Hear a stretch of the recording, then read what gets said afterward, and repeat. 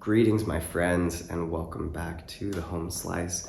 In real time here, I just filmed the outro of the video where I reviewed the Viking Tactics Patriot Knife in 20 CV by Hogue. So if you guys tuned into that episode, you'll know that I'm just getting over a cold, and so that's why I'm all sort of bundled up, and that's why my voice is funny. I'm feeling better, but I'm just not quite through all the drainage and stuff. So I'll boost the volume on the video. Hopefully you guys can hear okay. I am really stoked today because I'm starting a series which has long been in my mind because I am a child of the 90s and 2000s, and in the late 80s, 90s, and 2000s, there was one king of the gentleman's tactical, elegant titanium work knife, and it was the Reeve Sebenza. I don't know, maybe some of you who are newer into the hobby of sort of knives and stuff, maybe not all of you will be familiar, but basically for a solid 20 years, basically the mission of every folding knife that they gave themselves was to beat this knife. It was wildly popular, and Chris Reeve machines to very, very, very precise machining tolerances. This brand, and maybe this model, I don't know if it was this model in particular, but Chris Reeve developed the Reeve integral lock or frame lock that is so common on folders these days, and he pioneered that locking technology. He also was an early adopter of titanium as a really strong, sort of lightweight material.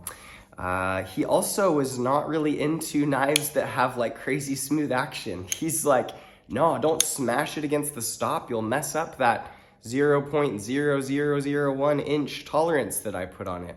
And so these things have a bit of a chonky opening, in my opinion, and they do break in over time, but they're not your most fidgety knife out of the box. Some people complain about the smallness of the anodized thumb stud, but I don't mind it so far. It works okay, and I think I'll get the knack of flipping it. But anyway, my original idea, because I've wanted one of these for a long time, this is in MagnaCut, by the way. They rate their MagnaCut at 63 to 64 Rockwell at Chris Reeve, so excited to try that out and see how it performs at that spec. But in thinking about this series, I had this idea. I was like, oh, it's just like I did a Terava Scrama chopper versus all other choppers that won stuff.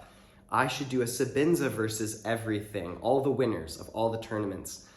But the more I thought about that, I was like, oh, then I'm carrying one knife over and over and over, and it's against all knives that I've already carried, and it felt sort of anticlimactic for some reason in the folding knife, where with the choppers, you're out there seeing chips fly, and that was a really fun series. So I was like, I think I'd actually prefer to sort of put together a dream lineup of these are all sort of knives that have some aspect that I have really wanted to try out. So I will save the other three. There'll be 4 episodes in this series, and I'll wait to tell you what we're comparing in those against this. But the first test that I thought would be cool to do is, how does Chris Reeve MagnaCut and the edge retention there stand up to Spyderco MagnaCut from a really new Spyderco model with their latest heat treat. I just bought this Sage 5, okay? And the first thing I thought would be interesting is actually just to carry their factory edges. I don't often do that, but I think when you're comparing a $600 knife to a $180 knife, it's worth it to observe hey, out of the box, what's your actual experience of the edge they put on it gonna be like? We're not talking apples to apples here. I wanted this carry size, and I recognize that the edge length is a lot shorter on a Sage 5 than on a full-size large Sebenza by Chris Reeve. But I thought it would be interesting. I've done a best test, and the Spyderco edge actually turned out slightly keener and more consistent with 2 identical tests at 137 grams. The Chris Reeve out of the box tested one place at 138 up here, and back here it tested at 155 for an average of 146.5. So very, very close. Slightly less consistent sharpening on the Chris Reeve and slightly better numbers on the Spyderco. Just as a note, if you buy these and take them out of the box, you probably wouldn't have exactly that level of best test, because I used this Chris Reeve cutting up a little bit of tape and opening a few boxes. I didn't cut any cardboard, but just some tape. And then I was like, oh, it'd be fun to test the factory edges. So I went back to an unloaded kangaroo strop and I just straightened the edges on them. So it wouldn't have removed a lot of material, but the edge alignment and stability might be slightly better on these than you get straight out of the box. I would anticipate out of the box, both of these are testing more like 150 to 170, but that's just a guess, okay? That's just from past experience. I'm sorry, I could have done it more precisely, and if that makes you upset, you can tell me this is unjust in the comments, but anyway, I'm gonna carry each of these with the factory edge for 1 week, and then I'll come back with a video where I talk about the edge characteristics then. After that, I'll sharpen them both to a ultra fine edge, like 3 to 5 micron Reeve, stropped full diamond all the way up, and all the way up to like 0.25 or 0.1 micron, we'll see. And then I will test them with a really, really fine edge. And at the end of the video, I will combine those two experiences into a decision for a winner. Quick word on the Spyderco Sage. The Spyderco Sage, this is a salt series. All the interiors are coated black in their factory in Taiwan, which is rad. This has the best compression lock action I have ever felt in my life. It's wonderful. I love the Taiwan Spydercos. I also love the Golden Colorado, but there's something about the fit and finish, the thinness, and the build of these Taiwan ones that keeps me coming back.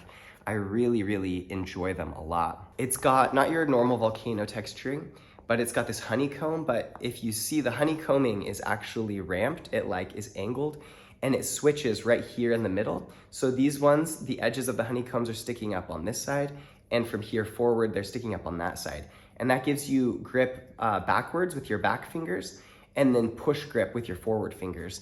So really cool way to mimic the volcano grip with like I think a slightly more aesthetically pleasing to me handle. I really like that. The Sage 5 is totally giving me Chaparral vibes. It's a little bit thicker, a little bit more work knifey, but I love the Chaparral, and I love that you're getting that extra like 8 or 9 millimeters of edge and tip length here. I think I'm gonna really like that. So love the Spyderco Sage so far. I'm gonna carry it first and see how that 137 gram best edge goes. And then we will go to the expensive Chris Reeve and enjoy that for a week. And then I will give you guys an update. All right, guys, we are back after 4 weeks of use with these things. 1 week each on the factory edges and 1 week each on the fine edges that I put on them. We'll start with steel observations, and we'll start with the Spyderco Sage, because what I aim to compare in this video is the MagnaCut and the heat treatment that Spyderco is doing versus the work that Chris Reeve is doing with their MagnaCut. So starting with Spyderco Sage, the initial factory edge that I tested out had really, really good grab. It was really aggressive. It would really bite into stuff really well. The only fail point that I had with the factory edge is that I cut up a bunch of cardboard with both of them, and the edge on this Sage actually developed tiny little spots where the edge rolled over, and you could sort of see this glint of reflection indicating that that portion had been sort of flattened out during use. And so, although the best readings were more consistent and overall lower on the Sage, ironically, in use I found that the factory edge, which was put on this Chris Reeve Sebenza, actually had greater stability, and the damage was removed from it greater, because when I would cut up cardboard doing the same task with the factory edge, I was equally pleased with it. Slightly higher aggression on the Spyderco Sage factory edge, slightly higher smoothness in cutting action on the Chris Reeve Sebenza, but no significant damage to the Sebenza edge that was like visible. It was like visible damage spots developing because of extended cardboard cutting. So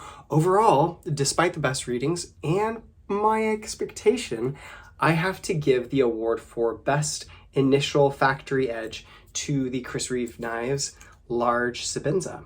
Moving on from there, I sharpened both of these knives identically. I sharpened them from coarse diamond all the way up to Reeve 3 to 5 micron diamond stone, OCB water diamond stone on both of them. I stropped them on coarse leather really lightly with 4 micron stroppy stuff, and then I stropped them on flat leather, like the fine textured side of the leather, the flattened side, with 1 micron diamond by stroppy stuff. Both of the edges came up incredible, very, very, very good, smooth cutters. I would say there's just a hair of difference, and the difference was that the Reeve retained a little bit more aggression on this fine edge that I put on it, and had more slicing grab to it, where the Spyderco Sage actually had better fineness and keenness and would push cut a little bit better. For those of you who caught my video responding to Erica's EDC, what I would refer to that as is good cut initiation with the Reeve Sebenza and good cut propagation or slice propagation with the Spyderco Sage. So the question is, before I finish a little bit of review, which one of these had the better experience of MagnaCut steel overall? Well, clearly to me, the factory edge on the MagnaCut, if that's what you're going to rock with, you're going to enjoy it more on the Reeve knives Sebenza. Be aware that you're going to pay more than 3 times as much for the knife though. So if you have any sharpening skill at all, you're going to get a less expensive experience of really good MagnaCut with a Spyderco Sage. And while my experiences were not exactly the same, like I didn't feel like the MagnaCut performed exactly the same, I felt like the differences were really small and they each had a particular strength to nudge them. The strength here being the smoothness and the beautiful sliding push cut ability, better with shaving on this one, and the strength on this one, on the particular edge that I put on it, is increased aggression and really, really good grab to cut through and bite through stuff. Overall, I would not say if you're the average consumer or even like a medium level sharpener like myself, I don't think you're going to experience a huge difference between MagnaCut made by Reeve and MagnaCut made by Spyderco. If any of you have experiences with that have been really different, I'd love to hear about it in the comments, and you can let people know there.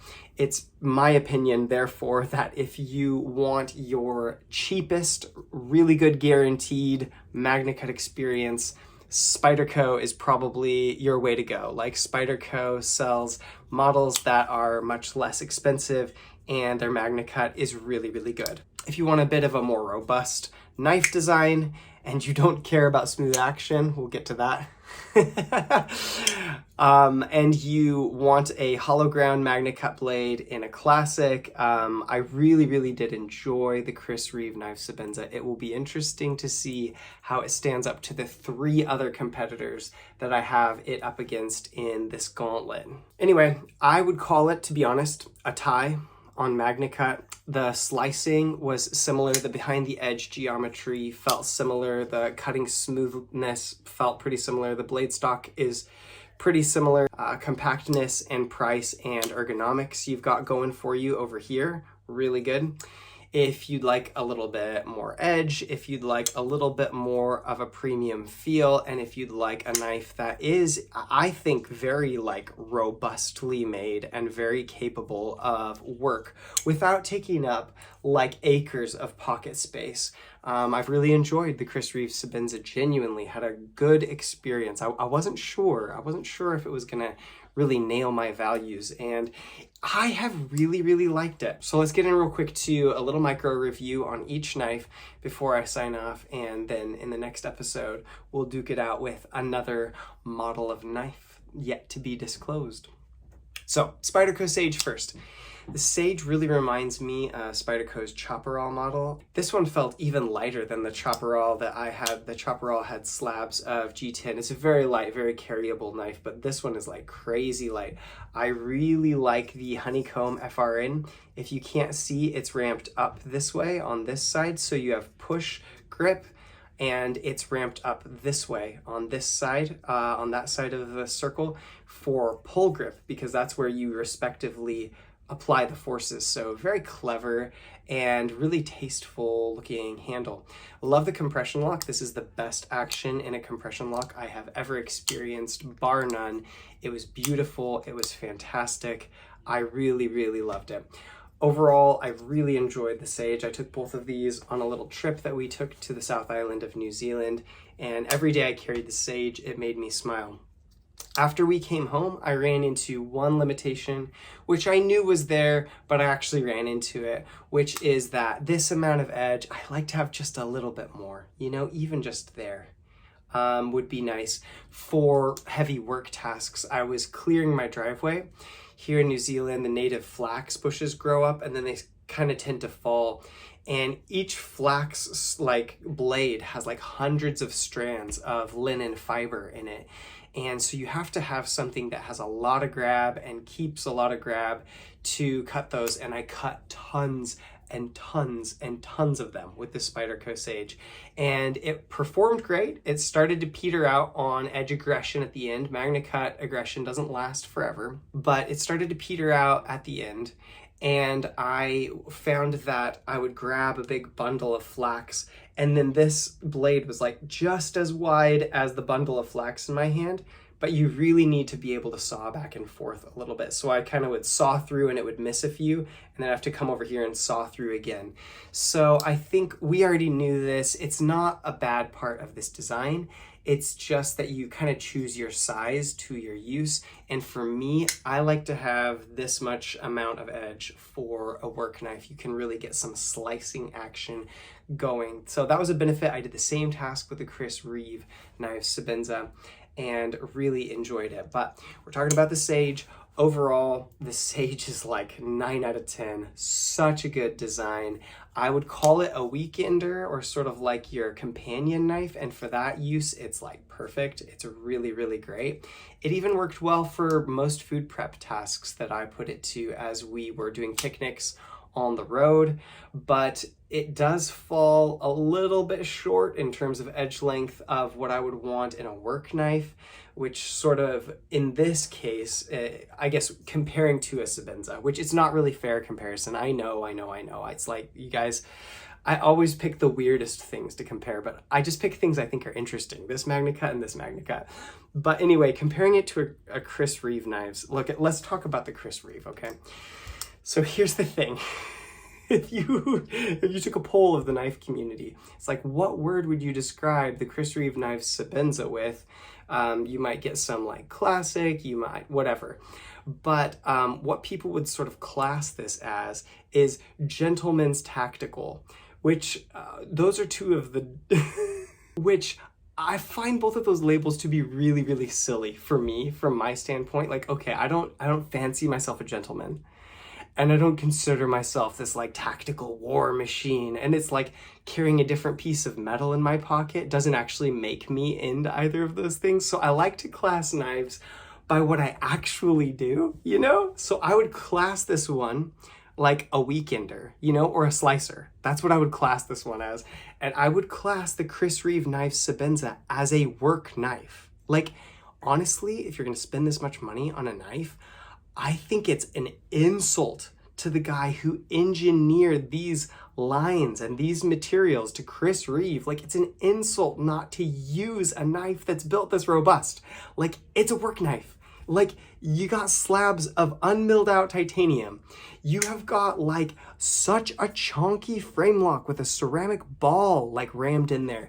You have got spine. You could pry with this thing. It's thick, it's beefy. So for me, I mean, like, sorry, Chris Reeve guys, I know I do all the Chris Reeve stuff wrong. For me, this is only worth it as a work knife. It asks to be worked with, okay? So in that sense, if I'm going to be comparing things to the Chris Reeve, I'm sort of comparing things to a work knife, and I found that the Sage worked fine, but I wish it had a little bit more edge, and the edge sends me in the direction of preferring the Chris Reeve. Let's talk details on the Chris Reeve real quick. Interesting things I didn't know. If you get something straight and put it up against a Chris Reeve Sebenza, you will actually see that the back of the handle here, I don't know if you can see that there, it's hourglassed. It goes in and out. And I didn't know that, but actually when your hand goes up against that part, it actually feels really good. I was like, wow, that's an unexpected. Most people will curve, you know, in a convex curve, the back of their knife down, and that works. But I was very surprised at this little, there's a little like wasp wastedness to it where it comes in a little bit. And actually that felt really well. It's really well executed. I think you got one point here where there's an abrupt angle change that if you worked with it for a really long time and you had big hands, like that might kind of dig in right here. But for me, like my hands are small enough, it sort of misses that point. And that's a nice, tasteful design detail that I really liked. There's a lot of like varied chamfering on here, which is kind of fun. The anodized highlights are kind of fun. I really like the symmetry. If you guys look, the line of this is like almost a mirror of the line you have going here. And so this area is symmetrical. The circle of the cutout is centered around the pivot. And so you've got some nice symmetry going on there. Also, I found that there's a really subtle angle change right here. This part comes up, and then symmetrical to that rise, it comes down for an equal distance. And this part right here, this little mountain, is actually symmetrical. And right there, the clip actually changes to a more extreme angle and travels at a different angle all the way out to the tip. It's very, very tasteful. So you close it and you've got like symmetry here and you've got symmetry there. And I don't know, just some of those design details I never would have known about a Sebenza. I really love the just absolutely oversized hardware and just a couple of them. Just all you need with really big fat bolts. I really, really enjoy that. I'm like, that's one of the things about it that for me, it just asks to be worked with.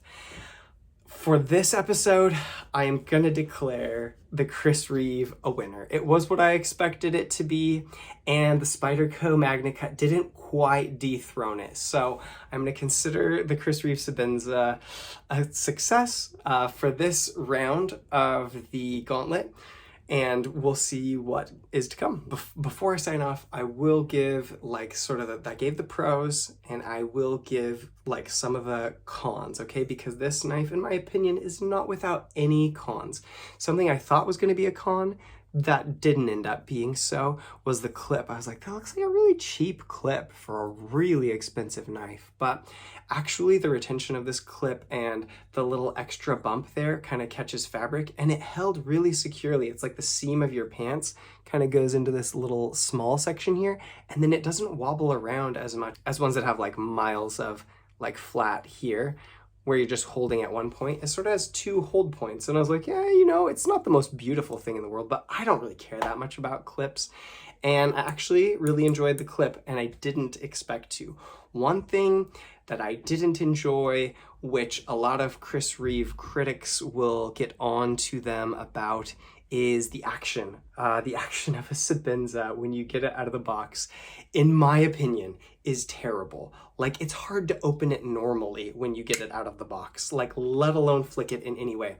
And I know that that's like from Chris Reeve's values. He's like, why am I gonna machine a thing to where every tolerance that the thing has is like 1/10 the diameter of a human hair, and then let people smash the blade out against the stop, you know, to rattle all of that hardware that I machined to such perfection. I get that that's his MO, but I totally enjoyed the action on this Spyderco Sage 1,000 times more than the Chris Reeve. Action's not everything to me. I'm kind of a down to use guy, and the action on a Chris Reeve does break in over time to where it gets smoother. And so already with 2 weeks of use, I can launch it out. I've gotten used to the thumb stud, which I would sort of jokingly refer to as the nipple. I don't know why Chris Reeve uses such triangular thumb studs. I don't think it's nice because it gets it a little out of the way in terms of sharpening and stuff, and it's nice that there's nothing there on the other side if you're right-handed. If you're a lefty, you gotta buy a full knife that's left-handed, or get a replacement stud and like press this thing out, which seems like a lot of hassle to me. But I did find the thumb stud nipple is kind of awkward to get to know how to use. You can do it, like right now, I know how to flick it out, and I've really enjoyed it. It hasn't deterred me from enjoying it. I know Chris Reeve sends this like phosphorus, whatever, paste grease to go in there that's supposed to lubricate it the best way. I just put my own knife pivot stuff in there. I know it's the wrong way, Chris Reeve guys. You can just tell me I'm doing everything wrong in the comments. But I don't like for a knife to tell me like, this is how you must maintain. It's like, oh, you kind of got to fit into my rotation in my life if you're going to be in my pocket. So thanks, but no thanks. So I just dumped a bunch of knife pivot lube in there that I had, and over time it sort of wears in to where it's fairly smooth to open up, and you can get your finger in there and flick it out, and it's not really a problem now. The one other negative thing that I would say, and this is not a Chris Reeve problem, in my opinion, it's like an all frame locks problem, is that if you have a frame lock, or a Reeve integral lock, I should call this, especially because it's on an actual Chris Reeve designed knife, the way that your hand fits around it is something like this. So if you're going to engage the thumb stud to push it out, you're pushing down and your counter pressure is right here. But the detent that keeps the blade closed is right there. And I can put insane amounts of pressure. Do you see my knuckles turning white? And not get the thing out. So you have to kind of learn this whole new, if you're used to just like a Walker style liner lock or a different locking mechanism, then you're used to just being able to hold the knife and push it out. And with a frame lock, you almost have to learn to like walk your fingers back so that you're holding on to the back part so you don't put any pressure on that. And then you can actually get the thing to open. And so it's sort of a strange dance to me to sort of like try not to grab your knife when you're flicking it. And again, this is all stuff like, I don't know, in the original moment that Chris Reeve made this, like I think in the late 80s, like everybody was okay with just opening your knife with two hands, I think. Like it wasn't like this big issue. But I will say, as a modern user, the action is a con for me, the thumb stud is a con for me, and the way that a frame lock binds up, unless you're thinking about it, is a little bit of a con for me. Now, I'm declaring this the winner of the episode to go on to face off against other things. I really love the simplicity. I sort of got it out of the box and I'm like, wow, it's like fancy enough to feel like it's nice, but it's not so 3D machined and it's not so beautiful that it's like looking at me like, don't use me, you know? To me, personally, I had no problem putting this to dirty, rough uses and really getting my money's worth out of it. I really found that the aesthetic of the Chris Reeve Sebenza, something about it, it kind of like looked at me and it was like, I can take it, you know? And I was like, oh, I'm gonna use this thing hard. And I really enjoyed that part of it. It's like an expensive knife that's solid and isn't afraid of work. And that's at least how it came across to me. The design spoke to me. So anyway, really enjoyed this. It wins. That's my thoughts on Spyderco MagnaCut versus Chris Reeve MagnaCut. If you want to see another video of mine, I'll put it on screen now. For the rest of you, I'll say peace out from the home slice. Take care.